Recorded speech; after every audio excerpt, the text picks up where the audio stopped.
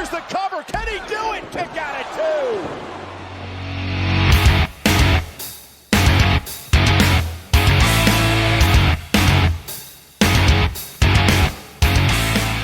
2. Who are wrestling fans, and we are the degenerates that like to talk about it.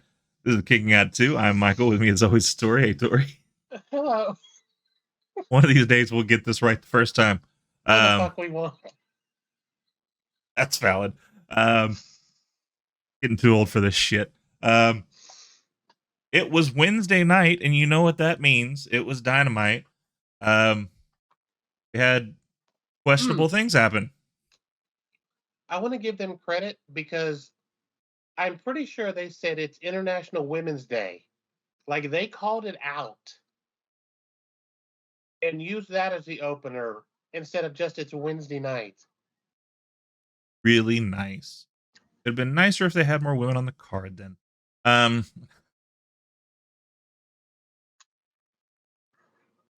Anyway. We can only expect so much. I'm going to need you to lower those expectations. Yeah, that's valid. AEW Dynamite comes on the air with a quick highlight video of action from Revolution before Excalibur welcomes us alongside Tony Schiavone and Taz. Our opening match is Orange Cassidy going against Jaylethal for the AEW All-Atlantic title, which apparently has now been rebranded. After this, they rebranded it. After this match. To the AEW International title.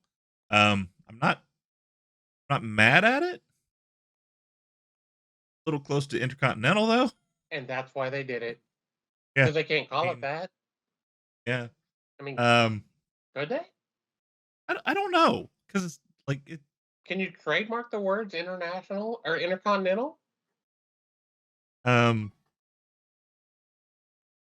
the thing though, if it's intercontinental, so all right, it means that you fight for this in all continents, right? Except that they just never a world do. title. The WWE doesn't do that. Yes, it's the world. Yes, it's just a world title. Yes, it's a low end. It's a low end world title. It's a world title for guys that are 9 out of 10 never going to get the world title.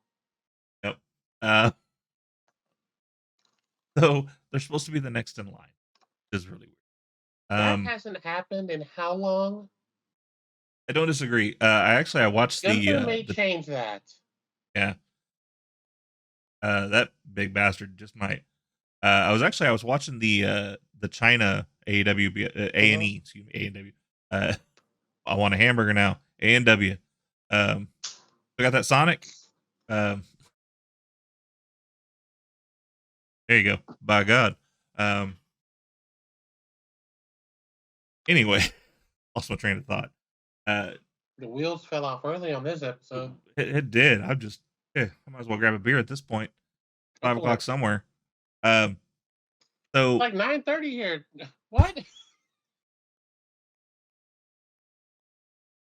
I digress. I have a little one here. I can't get plastered while the little one's here. At least that's what the judge told me. So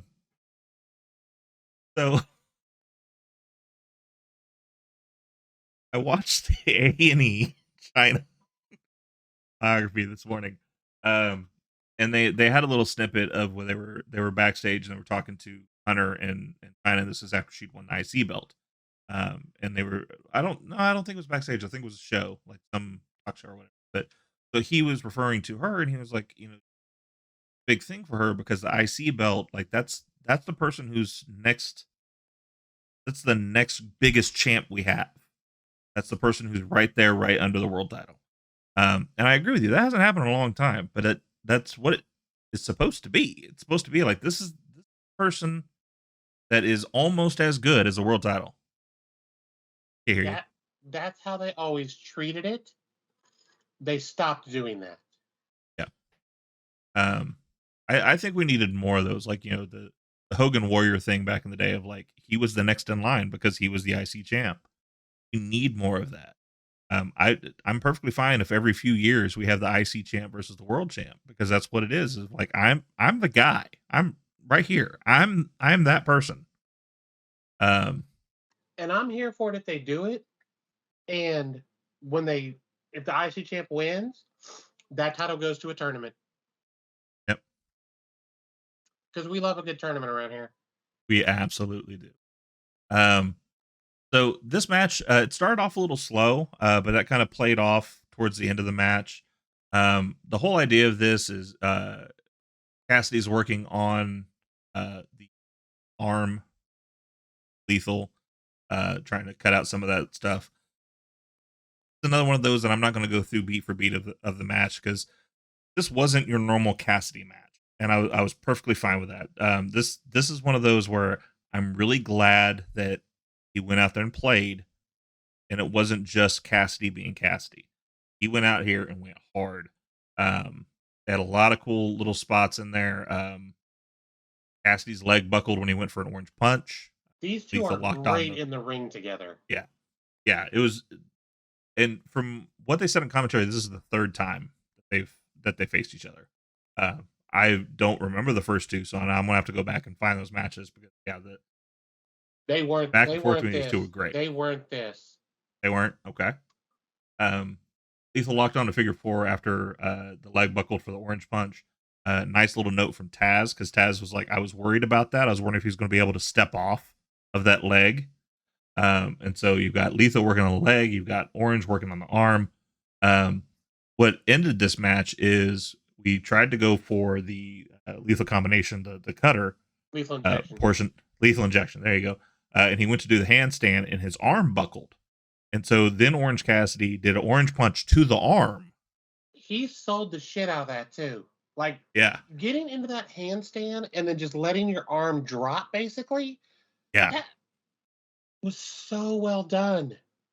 I have a hard enough time letting my weight go to fall on the bed. You're telling me I got to get upside down and on purpose fall on my head? Nope, not happening. No, these So two. Jay Lethal is an amazing talent. he is. I love Orange Cassidy. So the first two matches were okay. Orange wasn't at the level he's at now. And so I don't feel like Jay could be at the level that he can be in those matches. This third one, hands down, far and away the best match. Well, and just to preface this, how much can change in a week? Because last week I was just talking about how tired I am of him being the champion, how tired I am of the shtick every week, and then we have a match like this where it's not the shtick. He did it, I think, once, and it was late in the match, and you could tell he was doing it to piss off Jay, because him and Jay are kind of going at it on the floor, and he's like, lightly kicking the him, kicks, yeah, trying to kick him off. Well, and you got to give the people what they want. Yeah. Gotta give it to him. So he ends up winning. We end up in a situation where Jay Lethal's outside. He grabs the Golden Globe. He's trying to get back in the ring. But all of that was to distract the ref. Fucking obvious. Yes, absolutely. This is the Kevin Dunn thing. You need a better person doing this, because the fact that Orange is standing there, he's about a third of the ring away from the ropes. You keep showing the whole like. So I will say, Wonder saw this coming. I saw it coming once they went back to Orange. At first, I thought dude that they stole the thing from was going to come out and whop him and take his Golden Globe back. No, right. Because I would have been happier. They were pointing that back at the ramp and holding that for a long time. I'm like, oh, okay, someone's going to come out and whop him. That's fine. Right. And then they went back to the ring, and I'm like, oh, no. Cassidy's being set up. All right. The shot back to the ring should have happened when Double J slid in. The announce team should have said, wait a minute. The camera shoots back to the ring right as he drops Cassidy. Yeah. Right as he drops him with the stroke. Like, you could have done this better, but the fact that you just kept showing the ring, why didn't you hang up a sign that says, hey, bitch, there's somebody going to be behind you in a minute? Like, it was so bad. Yep. So he hits Cassidy with a stroke. He breaks a guitar over his knee. The best friends come in to make the save as Jarrett bails. And it appears to potentially be the number one contender now for the All Atlantic title. So apparently now we're going to get Jeff versus Cassidy, which that'll be a decent match. I hate to say this. I think they put the title on Jarrett.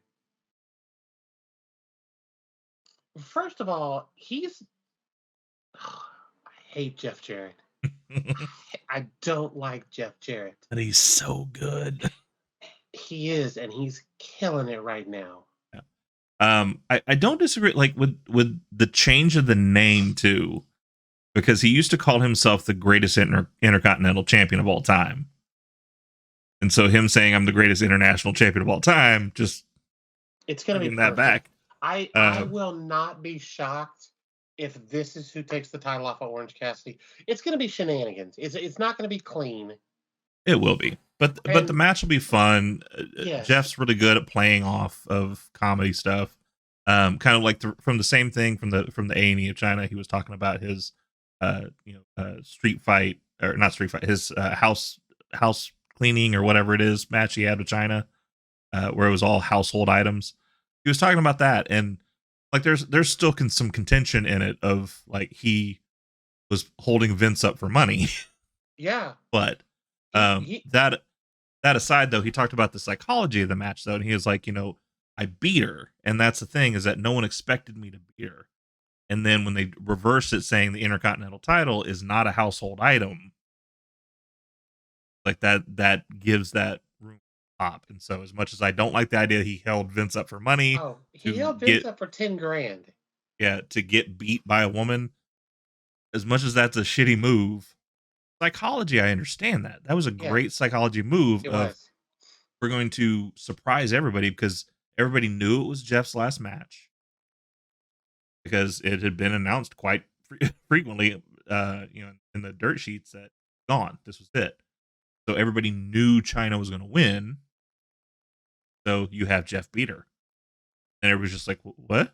What the shit?" What's he taking the title with him? Yeah. And then Teddy Long comes out there and doesn't make him face the Undertaker, but makes him go back in there and face China because the Intercontinental title is not a household item. But his guitar is, and so she whops him with the guitar and then wins the title. But I digress. Him winning that title, it makes sense. It does. I don't like it, but it 100% does.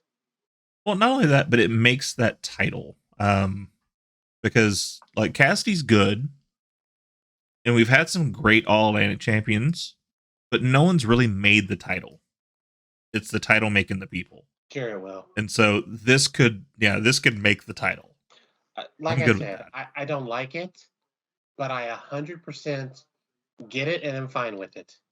Yep. Renee Paquette is backstage with Powerhouse Hobbs, who said it's unfortunate what happened to Wardlow, having his car broken into, his belongings stolen, his TNT title stolen.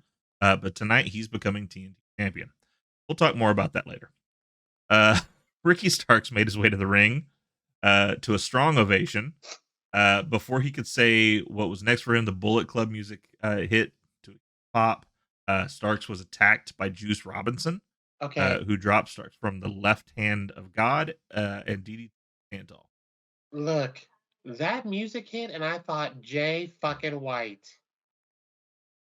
I thought the Switchblade was going to come out because give me Ricky Starks and Switchblade all day long. That shit will be so good. That was what I thought we were getting. Yeah. And then Juice hit the ring, and I was like, well, look at CJ Parker. Here's the thing, though.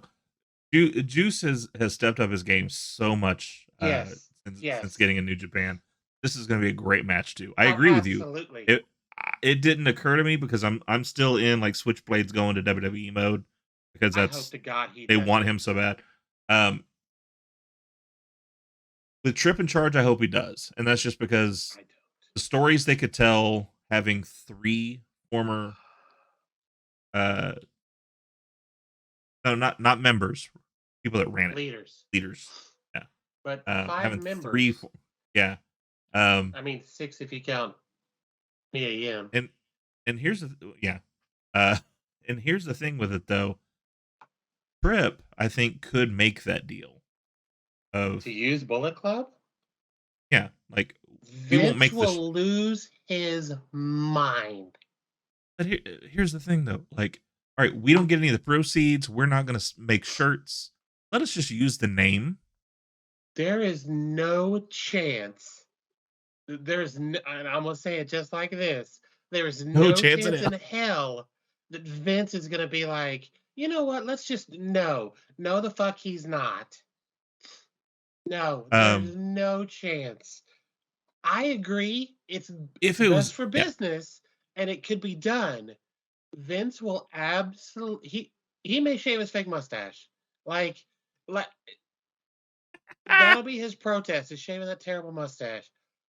I just there's no way Vince lets this happen. I see where you're coming from.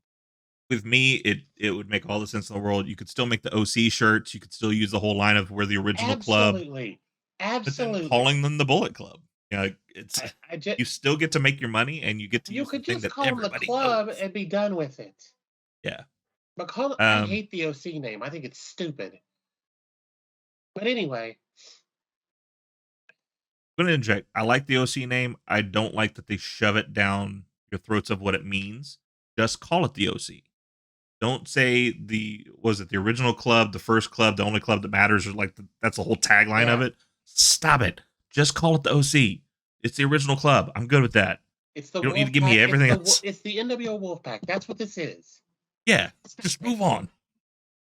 But anyway, Juice Robinson, I'm Anyway, here for this. This is yeah. the feud is going to be good. The matches are going to be really good. I'm here for Um, it.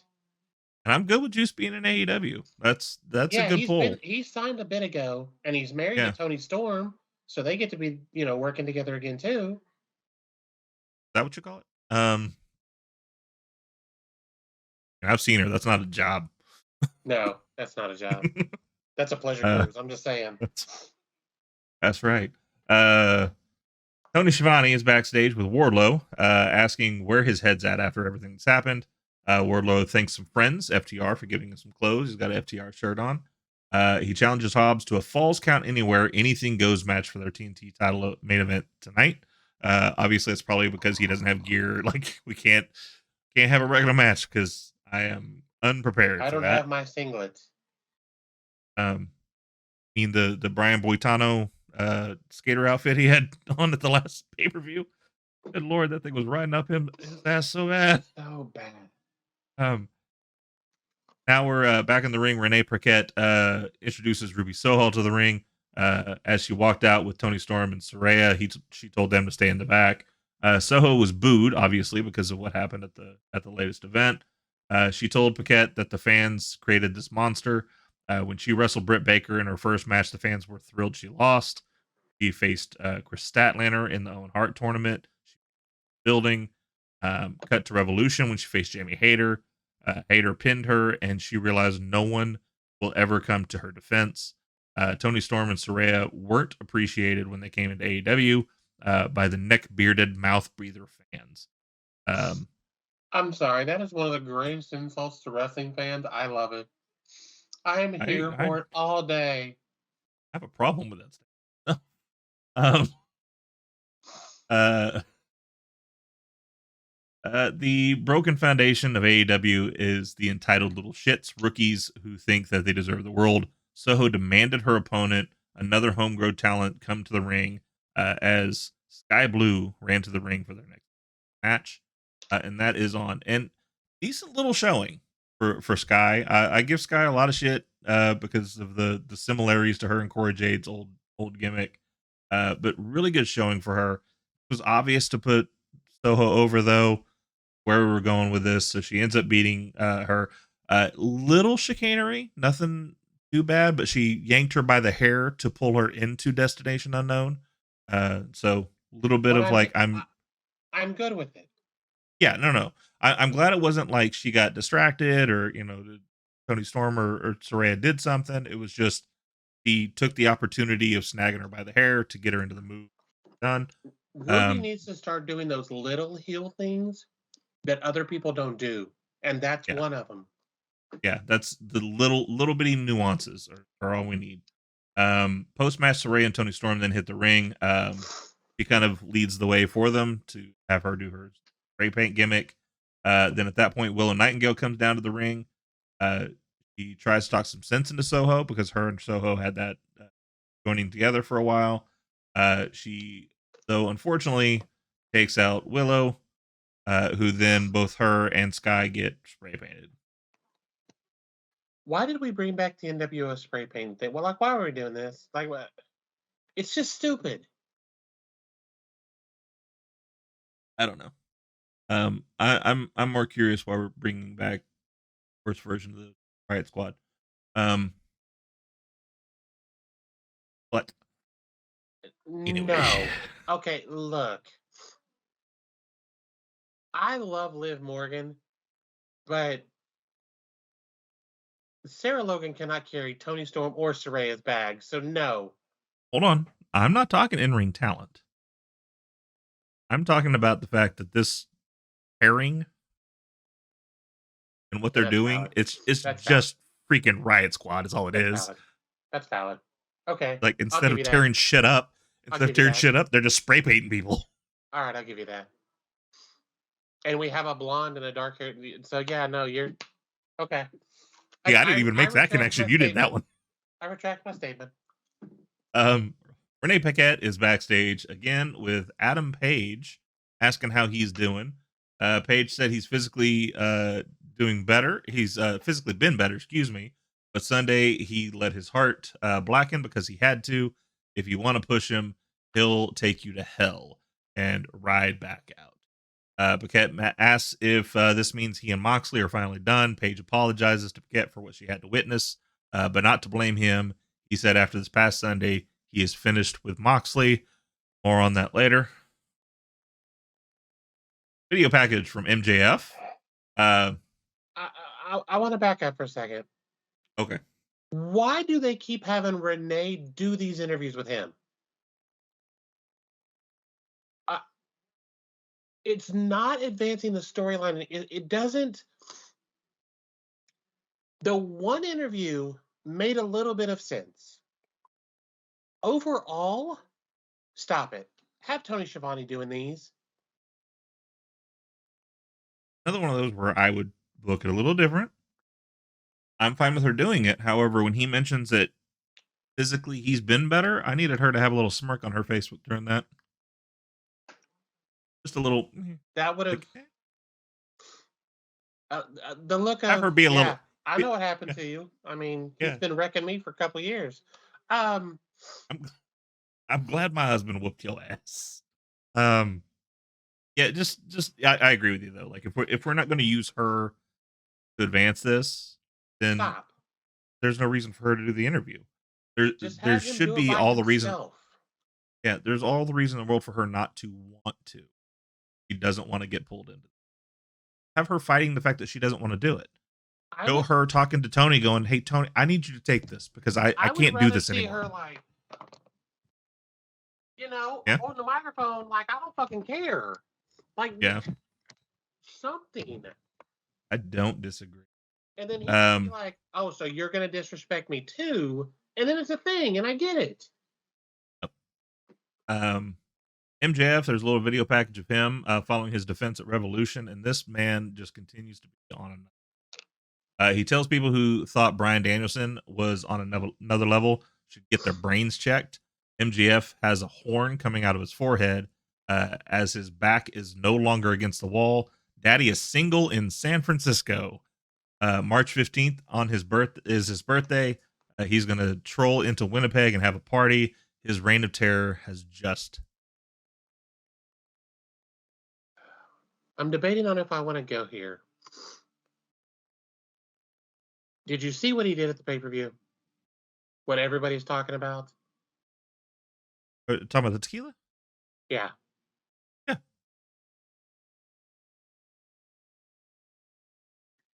I'm all for you being a heel character. I'm all for you messing with grown-ass people. I am not okay with this. This was not okay. This was a child. I don't disagree. here's the so I had two minds of it when I first saw it happen. I was like, okay, he threw a drink on a kid. I thought it was water. If it was just water, I'd have been fine with it. Well, I'd have and been here's the thing. better with it. Yeah, no, because here's the thing. Like, I put myself in those shoes of like, if he just threw water on one of my kids, no, I'm gonna whoop your ass. Like, don't fuck with my kids. Um, so on that front, I get it. So unless it was a plant, which is obviously wasn't. But then we find out that it was liquor. Threw liquor on a kid, dude. Like, come on. I feel like, again, MJF lives this character, and I get that. This was not okay. I know that they took the kid backstage. He got to meet a bunch of people. He got autographs. I'm glad that you recognized how shitty this was. The fact that he did it, I have a problem. Well, Because I'm and like you. Think about it. Had that been me and Patrick some years ago, they'd have had to pry me off of his ass. So no. Like I said, you take an adult's beer, take a drink, pour it on him. That's an adult. yeah, That is a grown ass person. yeah. This is a I child. yeah, and apparently, like I take this with a grain of salt because I don't trust Tony when it comes to admonishing his wrestlers. He did That's say at the fair. scrum that he and MJF had a talk after. I'm pretty sure the talk was, "Did you not do that again? Appreciate it if you just And MJF's cut them." response was, Yeah, fuck you." um, I yeah, just no. I have this literally takes away from my opinion of MJF. Like, I like MJF. I am impressed with the dude. He pulled that shit out. I mean, it was painfully obvious how he was going to win it in the last few minutes. But no. And I hope that this is one of those things that if somebody asks Hunter about it, he's like, it's definitely something we're going to be aware of. yeah. Well, apparently they were going to spoof it the next night. I heard, and they Yeah, scratched it. I they saw that. scratched it. Which I'm glad they did. I don't want them stooping to that level. Right. That's dumb. Don't do that. But Um, I hope this, honestly, I hope this costs him money. I hope this in the long term, it's going to cost him, like, I'm a lot less interested because I have such mhm. a problem with what he did. So, I mean, in the long run, if you think about it this way, like, I don't think anybody can fight the fact whether you like AEW or you like WWE or whatever. WWE is still the show. It is. So his talk about like in 5 years the bidding war of 2025 or whatever it is, like, Bidding War 24. yeah, all that probably there's probably a grain of truth in that. It Want probably to see is. where he can see if he can go there. That stuff like that can cost you an opportunity. Yeah. They're gonna put up with that shit. Here's the other thing. There's no chance they're going to let you be this character. There's no chance on God's green earth that they're going to allow you to behave the way that you do in every interview segment. There's Yeah. no chance. There's not a So chance in hell. the other thing that I look at with him is if he went over there, like, one, a lot of things would have to be toned down of his character. He can't go out there and run rough shot over everything. Trip is not Tony. No. He'll shut shit down. Oh yeah. Um, They'll the, cut the him. other thing They'll is, cut him quicker than anything. yeah. The other thing is, like, I don't understand, like, if that's something, obviously it had to come off the cuff. He didn't walk It in there was. It was. planning that, but like that kind of stuff can easily be resolved by doing a plant. Have one of the backstage crew out there with one of their kids and have it can Yeah. easily do that. Had that been a plant, I wouldn't have given a shit. because they Yeah. knew it was coming. They agreed to it. That's part of why I have a problem with this. This little kid was Um, there to enjoy the show. And I understand all the things that he got out of it, and I appreciate that they did that. I still have beef. yeah. Um, yeah. Yeah. I think we just leave it there. I think that There's um, no excuse. I just there's can't. not. Um, Tony I Schiavone wasn't sure if I introduced. wanted to get into that, Yeah, but I just hey, no, I'm 100% with you on that. You could tell he had second thoughts about doing it because he half-assed through it. He just kind of poured it on the kid's lap. So, like, even in the back of his mind somewhere, he was going, probably not a good idea. I should not be doing this. Yeah. So Um, I just we can move on. yeah. I'd been weighing on that, and you know. Yep. On to a better topic, though. FTR is back. Tony Schiavone introduced them. A huge ovation from the crowd. So much so I it takes a little love while for them to FTR. actually get started. They talk about the last few months, how they were really rough. Talking about losing their titles, talking about losing their friend, talking about Jay Briscoe, which Jay chant starts That out in the crowd, which still warms my heart that the fans are still there it for. warmed my heart, but it yanked at my heartstrings too, because you could see them both. Cash getting emotional talking about this, Oh and yeah. Dax kind of turned away a little, and I'm just like, ugh, I feel so bad. I feel bad for him. Wheeler brings up the guns, calls them the future of the division, but they are entitled little assholes. He's going to teach them everything Daddy Ass should have. Harwood said he loves the fans and the industry so much as they have to become AEW Tag Team Champions. They have to do it for the fans, the Briscoes, and themselves. Have they never been AEW tag champs? No, I believe they've had the titles. I think they're just They, saying they have to become champs. the way they kind of made it sound, I'm like, they said finally win the AEW tag champs, and I'm like, haven't you had these? Even if not, they need to be the face of the division. Absolutely. There's only like one other tag team there that I'm like, Okay, you know, so I'm going to talk about this now because we've talked about it. On the pay per view, I noticed Excalibur called it the Shatter Machine instead of the Big Rig, which mm-hmm, I'm here for because it's such a better name.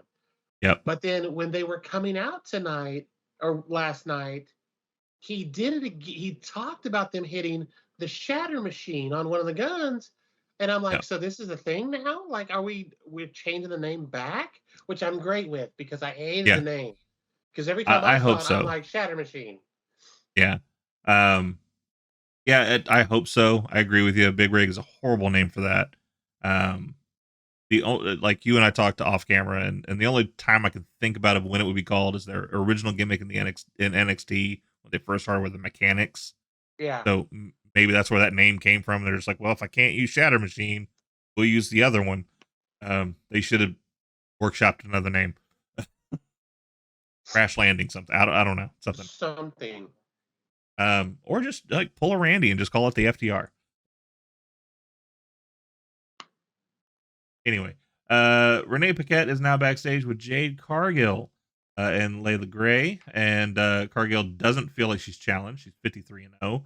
Next week we're in Canada. Challenges the best that Canada has to offer to step up next week. Now here's the thing: if Trish hadn't already come out on Raw, I would That have shit would have loved been that to amazing. happen. Can you imagine that pop? Yep. Now the thing is, though, her specifically calling out the best that Canada has to offer, I do wonder if we're going to get some sort of surprise. Who? Oh, I'm not saying I know who it is. I'm just saying because Well, that's a weird thing to say. Best that Canada has to offer, because Canada has a lot to offer. So I don't know. Um, Hopefully we get someone good. I'm ready for this to be done. Let's let's get her beat. Let's get the title offer a little bit. I have all the respect in the world for Jade. She's very transparent about she's doing this for her daughter, and I love that. I love that she's using it to make the brand bigger. I love that. I don't care about her in the ring. I just don't. She's We not are. bad. I just don't care. She's 2 years in the business as of like a couple of weeks ago. As far as being in AEW on this winning streak, she's only had 53 matches. I don't care. None of them Jungle have Boy been had really. more matches than that in 6 months. Like, We're not at a point where you have ever had a competitive match, in my opinion. She hasn't really had anybody. no, she had She Athena. had Athena, but it wasn't that competitive of a match, though. It still was just like a No, Jade you're right. She's pretty match. much walked through everybody. Like, let's give her someone that's gonna tie her up some. What do you think the chances are they bring out Mercedes, and I'm not talking about Martinez? I would like that. And she comes out and Or says, "Look, I'm not Canadian, but I'll still give you the best." You know what? Just yeah, I'm not saying put the title on Mercedes. I'm not saying that. yeah. But if you're gonna have somebody beat Jade for the first time, it needs to be huge. So I'm gonna run through a couple of names here real quick. Okay. And these are people that are not contracted to WWE that are Canadian female wrestlers. Okay. Taya Valkyrie, Angelina Love, Gail Kim, I would Rosemary, I would lose my shit if Gail Kim showed up. Tracy Brooks, Allison Danger, Taylor Wilde, Lufisto. First name for a female wrestler.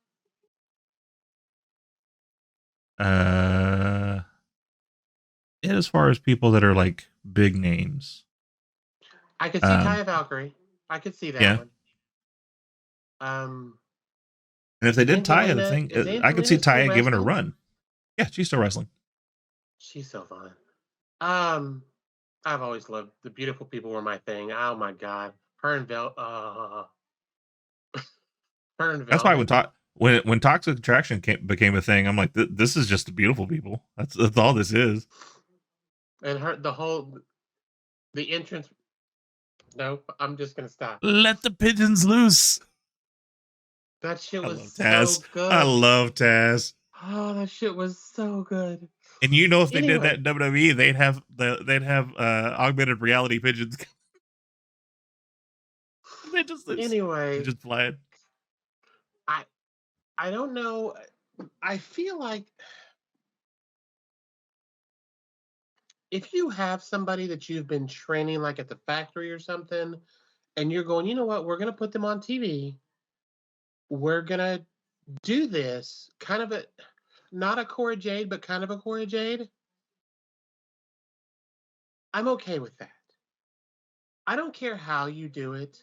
Get this fucking title off of her. It is a pointless title because it's on her. Again, no disrespect to Jade whatsoever.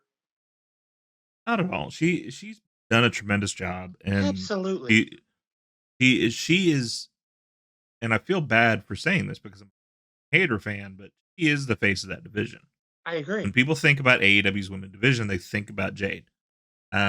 Get this title off her and send her after that world title. Well, and that was just my next thought is have her just surrender the title. Yeah. And that's the thing is that's a perfect statement for what she's saying, because she's saying that there's no one there to challenge her now.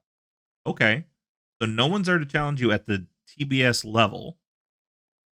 So I'm giving you this title back because I've got no one that can face me for it. I'm gonna go for the big title now.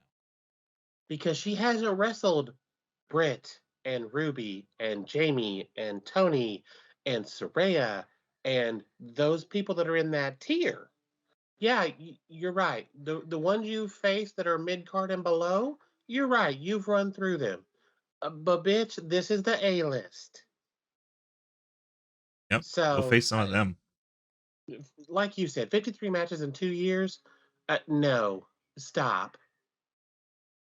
We have Chris Jericho, Daniel Garcia, and Sammy Guevara with Jake Hager, Matt Menard, and Angelo Parker going against Top Flight, This match went about as you'd expect. Top Flight had some good things in there. Also, Top Flight showed that they are not just high flyers. They showed some moves in this, um, doing a couple of power bombs and a couple of German suplexes, um, really showing that they are more than just the high flyers. They're definitely expanding that repertoire, and I'm here for it.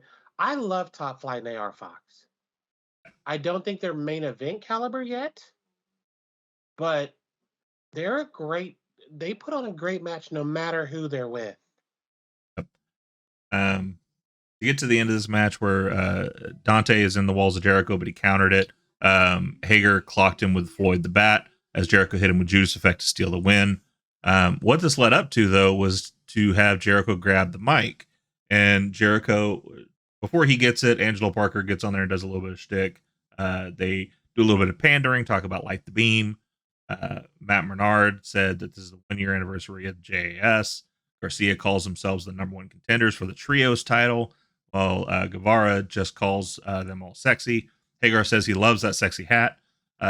Jericho calls out the House of Black, tells them to cut the lights or do whatever they're going to do. And at that point, the lights do get cut, but it's not. I will tell you this. I thought, okay, bet, here comes the House of Black. It is on. And that is not what we got. No, that is not what we got. They said, you know what? That sounds good, but I'll do you one better. Because then the Elite comes out, and they have their wonderful council in tow. No, Kenny started to talk, and Don came out of the tunnel and said, no, I got this. Yeah. And then he hit Jericho with one of the best lines I've heard in a while. We'll get there. Kenny did get to say one thing. He said for the better part of 3 years, they've stayed out of each other's lanes, let them do their own things. Don Callis doesn't interrupt him, said the Elite were the ones that established the trios title, so they are the rightful number one contenders. Callis puts over Jericho. He says he's one of the best, probably the second best wrestler from Winnipeg. And if Callis had a couple of months to train, he'd be the third. Christ. She stuck him with that line, and I was like, God damn. Well, and here's the thing, here's how great Jericho is. Because Jericho, first of all, he gets hit with the line of "You're the second best in Winnipeg," and he goes, like, what? No, he goes, or no, first saying he was one of the best in the world. And he's like, "You're damn right I am. Damn right I am. In fact, you're the second best in Winnipeg. Then you'd be the third." Holy hell! I was cracking up that Don Callis really busted out. You're not even the best from Winnipeg. And if I had a couple months, you'd be the. Yeah. Good. I wasn't ready. I was not ready for Don Callis to clown. I have found Callis absolutely annoying through his entire run with Kenny. Absolutely. This was a moment where I'm just like, okay, it was all worth it. Every last annoying. This shit was gold. You said. This shit was gold. Good job, sir. Jericho then calls them out to the ring, saying, "Get in here," and they're going to go and fight. But then at that point, then the lights go down.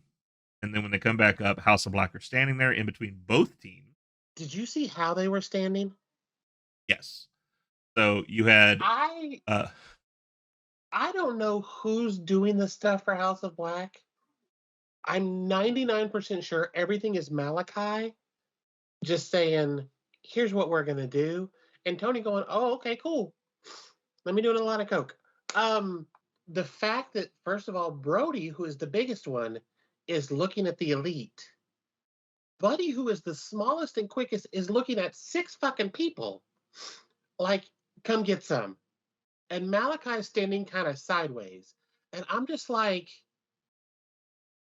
you all just walked out here like you own the fucking joint, and there's 9 people out here you would have to fight. And you didn't flinch. Well, and here's the thing.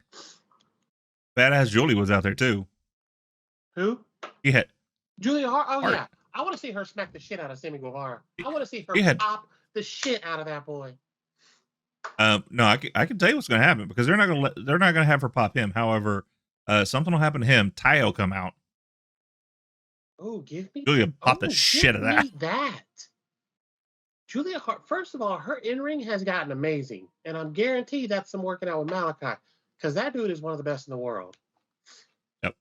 But give me Julian. I'm here for Julian Tay Mello. I'm here for that. Yeah. For that. But yeah, so they're all kind of facing off against each other, face to face. He basically says like, you two don't have to fight for who's going to be number one contender because you can both get it. Lights go back down. I think they were trying, like, I don't think they told the announcers what was going to happen. Yeah. Because they were trying to make it sound like there was a brawl going on. Like it sounds like they may be fighting. It sounds like, and then we came up and no, just House of Black's gone. Yeah. That's all that happened. Yeah. But I just, yeah, so I don't know who is doing the planning for the House of Black. I am here for every bit of it. Like, yeah. This match is going to be an absolute banger. It's going to be a spot fest in some ways. And like you said, like the original thought is, okay, we're gonna get House of Black versus Jericho Appreciation Society, and that's gonna be good in itself because Daniel Garcia is amazing. Sammy is, as much as I hate that kid, really good. He's amazing. And it's Chris Jericho. Chris Jericho, right? Great. And then they just one up that by going, oh no, we're gonna have that and the Elite. I'm not gonna lie. I need Brody to launch Sammy into like the 4th row. As small as they are, get him to do the choke hanging off the rope thing to him and Garcia. Same time, I'd be good with it. Or one of the Bucks and Sammy. I need. Do you remember when Keith Lee bealed? I think it was Isaiah Cassidy, like 94 feet across the ring. I need that. Part of what made the Isaiah thing so good was him screaming like a banshee the whole way. Mm-hmm. I need Brody to chunk one of Daniel Garcia or Sammy. I don't care which one it is, but I need somebody to get yeeted by Brody King. Yep. I don't disagree. Moving on, we got Tony Khan backstage. He's announcing that Orange Cassidy has asked for an All-Atlantic title match against Jeff Jarrett next week. Khan has granted him that match. It's a milestone match for AEW as being in partnership with Warner Brothers and the newest Shazam movie being released. The All-Atlantic title is now being renamed as AEW International Championship, saying that the title is being leveled up. We then get a trailer for the new Shazam movie. Okay. Mixed with clips of Jarrett and Cassidy. This is just weird. It's weird. Tony Khan needs to never do announcements ever again. That shit was so awkward. I don't think he understands what an announcement is anymore. I think because his last announcement was, all right, I'm going to do this. I'm going to do this great announcement. I'm going to come out there. I'm going to announce something. I'm going to come out there and I'm going to announce something big. I'm going to announce this amazing thing that's going to happen. And he gets out there and he goes, and here's Adam Cole. No, that's Adam making an announcement. That's not you making an announcement. Then I need them to just look. If that's what we need to do right now, let Adam Cole come out and make those announcements. Because Adam Cole, baby. Yeah. I just look. Every time I wrote his name, except for once, I wrote Adam Cole, baby. Yeah. Well, no, here's the thing. Like, so they've got a new show coming. Like, which, by the way, I saw a trailer for. Looks really cool. I haven't seen the trailer. Looks a lot cool. Looks a lot cooler than the damn announcement. But here's the thing. Don't do the announcement. That's not an announcement. Hey, we've got a new show coming that shows some behind the scenes stuff. Here's a trailer for it. That's a Renee announcement. That's not a Tony announcement. That doesn't even need to be a Renee announcement. That's a Excalibur. That's a Tony Schiavone sitting behind the desk. Like someone on commentary throwing to a package. And this could have been the same damn thing. It needed to be because that was he is so awkward on camera. Yeah. Well, and okay, so here's another thing. The title changing. Yeah. Okay, it's leveling up. Fantasy booking. Jarrett wins it. Jarrett unveils a new title. That's a lot better than saying we're going to change the title. Because that's him saying, Yeah, I agree. I'm not just a regional champion. I'm not just a person who is a champion in part of the world. No, I'm a champion all over the world. This is no longer the North American or whatever, like international, whatever, all Atlantic. I forget. I forget which region we're talking about now. The all Atlantic title. 7-Eleven. 24/7 7-Eleven. I-95. 365 I-95 title. Anyway, I miss I'm an international champion. This is now the international title. That would have been a lot better than him going out here and going, "Hey, we got this partnership with Shazam the movie, and that's got nothing to do with this. However, that's going to be a new title because it's going to level up. And now here's some clips of Shazam." This just happened. No, this was terrible. The hell was this? This again, as much as we hate to say it, this is WCW-ish. Like, you're going to bring out the demon next? Is that what we're doing? You're going to have a Shazam wrestler? Like, what are we doing? No, we're going to have, next week, we're going to have Kazam. Going to be dressed just like Shazam. But it's awkward colors. Shaquille O'Neal? Because that was the name of the movie. Huh? He did a movie called Kazam. And unless you believe the other thing, and then it was Sinbad. Was it? Either way. There's the thing about everybody thinks that Sinbad also did a movie called Kazam. He did not. He did one that was like it, but it wasn't called Kazam. I want to say that was Shaq. Yeah, no, Shaq was Kazam. Sinbad did a College Humor clip, which was him being like a genie, and everybody's like, "No, he did a movie. It was called Kazam." Okay. No, he didn't. It wasn't a movie. Okay. Don't get me wrong. I would have watched the hell out of that. I love Sinbad back in the day. Because Sinbad's amazing. Yeah. Anyway, I always wanted to see Sinbad play Sinbad. You know, the pirate show that came. I wanted Sinbad to be Sinbad. That would have been solid. But anyway. Anyway, it was a horrible announcement. It was really stupid, but we're getting Jeff Jarrett and Orange Cassidy for the title. Yeah, which is good. All right. Bryan Danielson post Iron Man match. I sent this to you because I wasn't watching Dynamite live, and it was just something that showed up on my Twitter feed, and so I sent it to you, and you said you had just seen that on Dynamite. Good Lord. He not only is he one of the best minds and the best in-ring performers, his promos and things like this, I'm sorry, this was next level. The way he played this off. We'll go ahead and get into the meat of it. So he's talking about how like he went into this match and like he realized that JF was right, that he will sacrifice everything for this. Because as he's sitting there knocked out, he wakes up to himself being in the label lock, and his first inclination is to fight. And as he cannot feel anything in his right arm,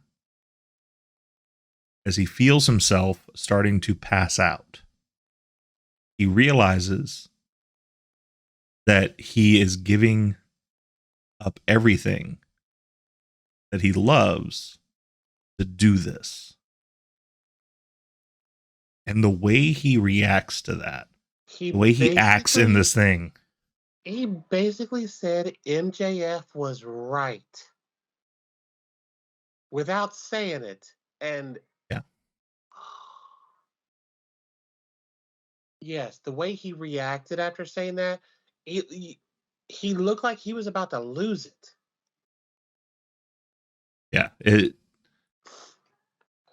was so good. And like obviously, so it's basically him saying like maybe he should go home. And that's kind of where they left that little bit of a segment. Take him off Um, TV for a bit. It's a great. He said it himself that his full-time contract was coming up. He was gonna work less dates. Bring him back for the big shows, and I don't mean the ones that you name every fucking Wednesday. yeah. But No, I agree, and even like if we like he's talked about not doing a full time contract anymore. He's also talked about retiring, possibly. Even if he retires per se, like him coming back like once in a blue moon to do a match. Um, I don't think he'd say no to that of him coming right, back and match here or there. Uh, yeah, take him off of TV. This is a perfect. I don't want to say ending to his career. He needs to come back he does. and that that in itself something that can breed its own story. But yeah, it's a perfect opportunity to have them take him off TV and Okay. just So Double or Nothing is the 28th of May is their next pay-per-view. He doesn't need to be anywhere near that. Keep him off. Keep him off yeah for that one. yeah The next keep one's keep in him what, off for a like while. August? No, yeah, August-ish. And then November-ish for where's the full schedule? There it is. Okay, Double or Nothing's May 28th. Forbidden Door 2 is June 23rd, 24th ish. All Out's in September. And then we'll probably have something in November, December. So keep him out till at least All Out. Yeah, Bring him back to set up for All Out, which is in September, beginning of September. yeah, Bring him that'd back be a in good time. June, July-ish. Run him through a month or two, and then let him go home again. Yeah, Just don't let me bring absolutely. Bree. She'll watch something. um, so after that heart wrenching segment, um, John Moxley and Claudio Castagnoli with Wheeler Yuta are going against Alex Reynolds and John Silver from the Dark Order. Basically, they tore them apart. Yes. This was an event to show how strong the BCC is and to get an official heel for them. Because This so is absolutely that 100% heel turn because yeah, everybody loves the Dark Order. I'm a big Dark Order um, fan too. everybody loves Dark Order. So it was the official heel turn of Heel. the BCC. We had the ending of the match. Moxley was choking out Reynolds. Got him choked out with a bulldog choke. As soon as the bell rang, he put it back on.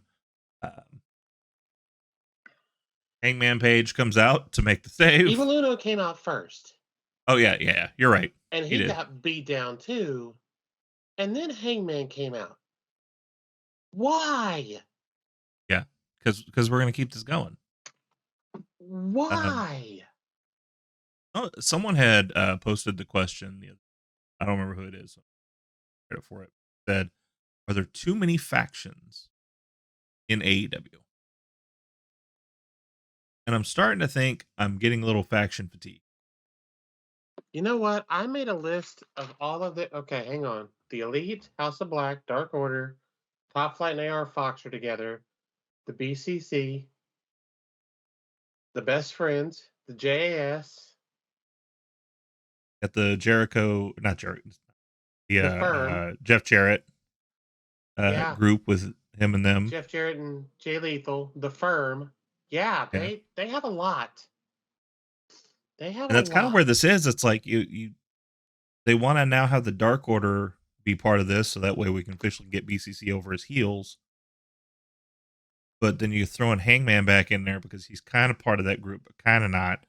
And we just stop. I'm tired of seeing Moxley and Hangman. Give I us am something too. else. I'm so done with this. Now, I will say Heyman got in there and Claudio busted him up.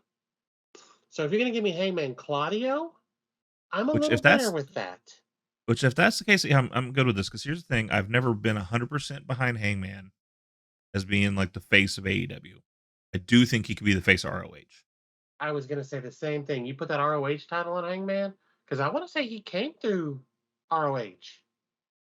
I have no. Like that's where he cut his teeth. I know he was in New Japan with the. Yes. Um, I'm sorry. At this point, too, put him back with them. Get him away from the Dark Order. If you're not going to put him in it or put him in charge of it, stop. yeah, it's Or have him start to it was come out and fun be when it like, happened. not my problem, and walk off. Yeah, it was fun when it happened. It was fun when it started. Because the whole idea of like he didn't want to trust them, they were goofballs. He didn't want to do with them. Then all of a sudden they started having his back, and then he got his respect for them and all that. That was a fun little story. But now it's either he's in or he's not. Stop the pussyfooting back and Yeah. forth. Like That's where I am. do one or the other. But so yeah, so Shit or get off they the do a pot. brawl. Yeah, they do a big brawl. Moxley, basically we're gonna see another version of Moxley, Hangman. Just now we have 3 people on each side, and so Look, if you give me Heyman Claudio, I'm here for it. Otherwise, please stop. Just yeah. stop. Yeah. But the referees had to separate everybody, which ended that segment. Renee's getting her work done tonight because Renee's backstage again. Yes. And now we're talking to the Acclaimed and Daddy Ass. Talking about what's next for them. As Bowen said, the tag team titles are next, which brought in Matt Menard and Angelo Parker. Which why are they having this conversation? Didn't we just have the thing of JS is going to go for the trios titles? Well, it's Jericho, Sammy, and Garcia. These two have nothing to do. I know, but just I mean, if you're gonna run the joint, take the titles. I guess. Angelo Parker said, "We love rap music," which was the whitest thing I think I've ever heard. They said the Acclaimed or perfect sports entertainers at heart, offering them a spot. They offered them a spot with JS. They all 3 kind of looked at each other like they were considering it, and then of course all 3 burst out in laughter. Daddy Ass saying, "That's a good one. That's a good one," as they walked off. So obviously they are not looking to join the JS. Now for the main event, Powerhouse Hobbs and Wardlow. Hold on a second. I want to correct this. This was the event. This was not a main event. This was a I don't disagree. Let's get through the match, and then you and I have both talked at nauseum really about what our opinions of it are. Is there really anything? Let's just go to the end. Well, I want to start with the start, though, just for the simple fact of this match kind of started out of nowhere because they were just kind of backstage, and it was almost like a Rampage special type of situation of this was terrible. We saw each other, we started fighting. So they're fighting around the car. Apparently, had they shown like one of them walking somewhere and the other one just bum rushing them, okay, cool. Yeah. Had they shown people keeping them apart and somebody just going, "Let them fight," cool. We just gonna start fighting? Like the fuck? Yeah. They're fighting by a car. I think I heard them mention that was the car. Like apparently that was the car that was broken into. I don't know how valid that is. First of all, how did you get your windows fixed that fucking quick? Like 3 windows were broken, bro. A little bit from the beginning here that I do want to talk about before we skip past all this other stuff that happened. What was kind of funny is Wardlow nearly missed Hobbs chucking a keg at his head. So I saw that was kind of cool. I honestly thought we were going to have a Goldberg moment when he put his arm through the window. Yeah. I'm like, if he'd have hit him with that keg, it's a wrap. This match is over with. Yep. So let's get towards the end of it. So this was a very short match. Very underwhelming as far as the main event, as far as I'm concerned. But we get to a point where struggling to get to his feet, Wardlow dragged Hobbs up the ramp. as Wardlow wants to powerbomb him off the stage, but then QT Marshall comes out of nowhere and clocks Wardlow with a chair repeatedly. Marshall is wearing a QTV shirt that we've seen in quick vignettes on Dark, apparently. Baby Elevation. So apparently that's a thing that they're doing on one of those. I don't know. I haven't seen that. Heard anything about QTV? Something somewhere? I haven't watched Dark Elevation in a minute. Okay. Where QT Marshall and Hobbs had some kind of conversation or interaction or something? Because well, they mentioned, the fuck are you out here? They mentioned on commentary that apparently QT had said that he will always have Hobbs's back. And so I don't know when this happened, where this happened. I don't know. Do you owe him money? Like what? Is this how you pay him back a debt? Like what is happening? Anyway, so he's taking Wardlow out with a chair. Marshall and Hobbs then get Wardlow set up for a power bomb. He power bombs Wardlow off the stage, which then is the end of the match. The ref put in the 10 count on Wardlow, who didn't get up. Hobbs wins the match and the title. Taz said QT hasn't been seen in months, but he said his word is his bond. That's why they were talking about that. Marshall celebrated with Hobbs to close the show. Good Lord, there was no booking at all. We have thoughts. We have thoughts. My initial thought, first of all, is this made absolutely no damn sense. We have Wardlow Joe go to war over a ponytail. That's already a problem. But there was our first problem. Wardlow wins it just to turn around and lose it to Hobbs on just a show, not a pay-per-view. Just a show. You didn't have a fancy name for this fucking one. For once, you didn't have a fancy fucking name, and you did something like this. Yeah. And so then we have this match, which I get it. He won the Sonic Ring of Death or whatever it is. And so he gets to cash in on what he wants. And then some random white dude just inserts himself in this shit. Like, who invited you? Who? Yeah. Did you bring QT's your there for some reason with you? The fuck? Which helps him out. Which, I mean, Hobbs was just talking like a face at the beginning of the night, talking about how much respect he had for everything that Wardlow's had to go through and all that. And in the course of 2 hours, we have made him despicable heel. Fuck that. I'm out. Changes more times than Ross Perot back in the 90s. He's turning into the Big Show. Here's the thing, and we talked through this, how we would book this differently, and there's so many ways this could have been done better, and we could literally do a whole episode on how we would have fixed this shit. Nobody would watch it because nobody watches fucking match, but this was terrible from start to finish. This was terrible. It was. I mean, it's just so the fact that it was out of nowhere, the fact that it was a match just a couple of days after a pay-per-view that he won the title in the first place, the fact that this match got no time. Is my video frozen on yours? It is. Yes. Okay.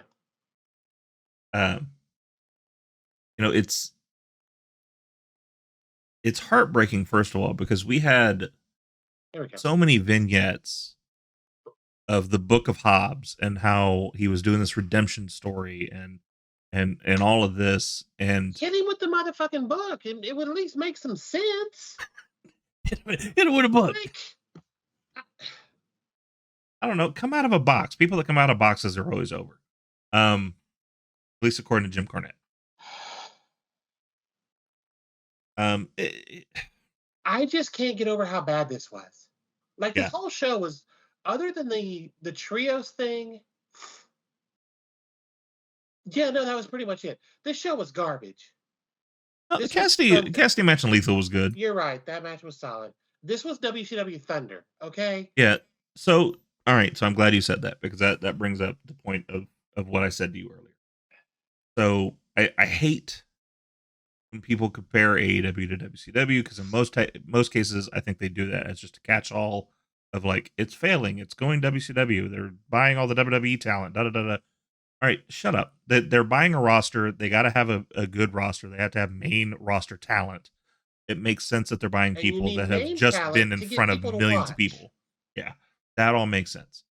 However, one of the worst decisions Eric Bischoff said he ever made was when they decided that they were going to put Goldberg, Hogan, free on Thunder for the world title. Because they gave that match away, and it wasn't even a great match. It was never going to be a great match because it was Hogan and Goldberg, but that's a different conversation. So that's what I feel like we're having here now, is that we're getting to a situation. Yeah, we're giving away these big events, which in this case it was Hobbs finally getting the TNT title, which he's deserved for at least a year at this point. Yeah. And we're giving that away on free TV with no build up, no backstory. It's just he got this match and he won it, and for some reason QT's with him. Okay, I don't know what any of this was for. I don't care. I don't care that you won it. I don't care that you have it. I don't care. Nope. And I like Powerhouse Hobbs. I love what they've done with him. I think he's going to be a great talent. He's going to get better and better. He's only obviously been doing this a short time. I'm here for that. I don't have a problem with Wardlow. I feel like he got the shaft. His push got the shaft with the MJF drama. Yeah. He got screwed. He did. And MJF still came out and did business, but so much other stuff had happened that match was never going to be what it should have been, because it should have been massive. It should have been a great, massive event, but everything was in that controversy, and the question became is MJF going to be there, not is Wardlow going to get his beat down for him. It should have literally propelled Wardlow to main event status. That one match, had they gotten it the way it should have been, without all of the drama, him and MJF, because MJF was going to make him look like $1 million fucking dollars. Yeah, for sure. And we didn't get that because of the MJF drama. Right. And I hate to say it, but because of that, Wardlow will never be more than a mid-carder. No, I don't disagree. It's one of those, again, like we talked about Otis on the Monday Night Raw episode. Like, making Otis a real contender would take a lot of work. And it's the same thing with Wardlow. Like, you're gonna have to take him off TV to make me forget all this crap that's happened to him lately, and then bring him back and just have him just tear through some people. Have him come back and tear through the entire Jeff Jarrett group. I will give him all the credit in the world. He is stupid athletic. He's decent on a microphone. He's not great, but he's decent. That can be worked with. He's got some charisma. He's got some talent. I just don't care. He's done nothing to make himself exciting. Yes, he is an attractive man, and the women love him, and I don't have a problem with that. The guys don't care. He's Brian Cage. You're not wrong. That's all he is to me. He's Brian Cage. You're not wrong. I could have booked this shit better when I was 7. Yeah, I mean, and you and I talked about how I think it could have been booked to make it better, and yeah, we could definitely come up with a better story that would have taken no time away from anything else. Nope. And all it would take is just waiting for this to be at the pay-per-view, first of all. Because I don't understand we're going to have the Sonic Ring of Death match the week before, the Wednesday before the pay-per-view. Yeah. And then immediately the next week we're going to cash that in? What? Well, no, I'm even fine with that, but like not for the match on a Wednesday. That's my thing, is like people calling their shots of I want to turn this in. I'm turning this in for the TNT title, and I want it on a big stage because I deserve that. We're doing that at the pay-per-view. I would rather, and I understand they only do like 4 pay-per-views a year, 4 or 5. I get that. So find a Wednesday night that you're actually building up to and do it there. Don't do it on a Rampage because 9 out of 10 you're going to tape that. Yeah, I agree with you. But Like, you got Winter's coming back. Then you got Summer came, like whatever. or something. Somebody came on Summer, whatever. But have him carry this bitch around like it's Money in the Bank. Yeah, I'm fine with this. Hold on, I do have to stand up for Hobbs a little bit on this one. Not that giant ring. No, I agree. But maybe next year find something they can carry around. No, this bitch I would have cashed in that night if I could have. Like, I don't want to carry this shit. I'm with you. We don't need the giant golden life preserver to be rolling around every week. I'm with you on that part. Do whatever you want to do with it. However, go to the airport and they're like, are you a lifeguard? What's like on here? I'm in character 24/7.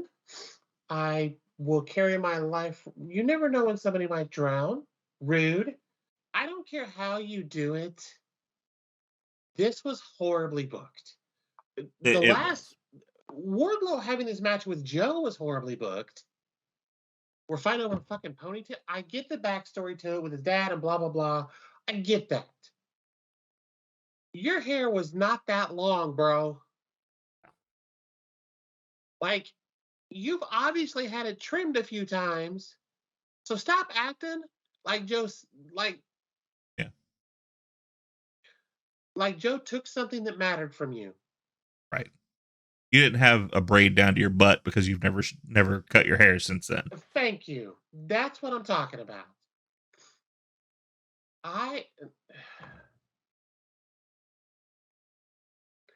gonna need Tony to get his shit together. I'm gonna be done with them too. Okay? Look, I'm gonna take y'all both to go fuck yourselves. I'm just gonna watch NXT. I don't care.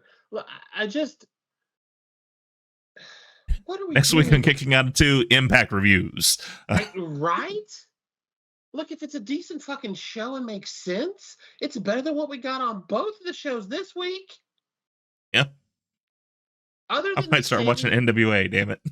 Other than the Sammy J thing and the House of Black and the Orange Jaylethal match, nothing was good.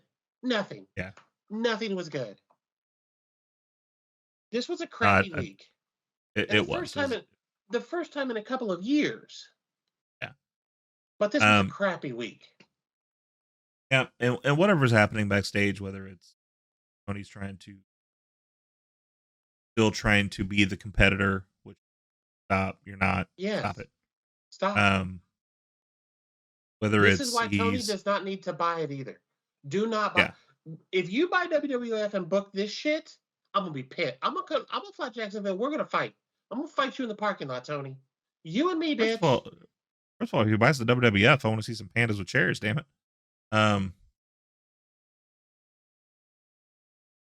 Did I say WWF? You did. I quit. I want to see some Tiger Cage matches. I want to see some.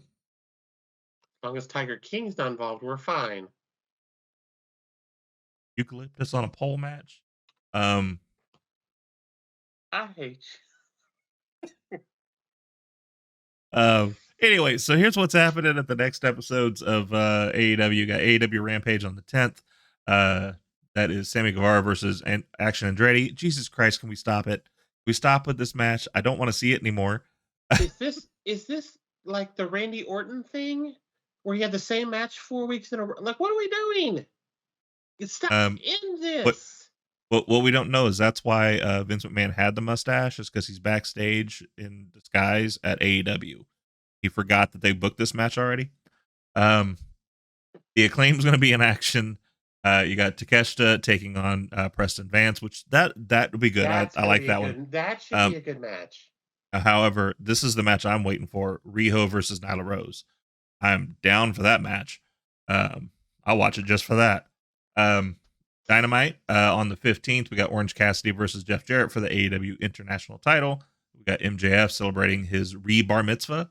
And then we got the three trios. Shit, they're doing match. that next Wednesday? Yeah. Oh, yep. shit. Yep. And it's not even like Fall Festivus. It's just a normal Dynamite. Not even Spring Forward? Is that what we're going to call it? That's right. Get out. Spring Forward and fall back. Wrap this bitch up. The wheels have fallen off. I don't think we ever had wheels for this one. Thank you for spending your time with us. If you're enjoying this podcast, please support us. Share this episode. Share this channel with others. Follow us up and hit us up on all the socials down below, including our new TikTok, to catch all the latest from us. You can follow us right here, youtube.com at Kicking Out 2. Until next time, I'm Michael. This is Tori. We're middle-aged and crazy. We'll see you on the next one. Jesus Christ.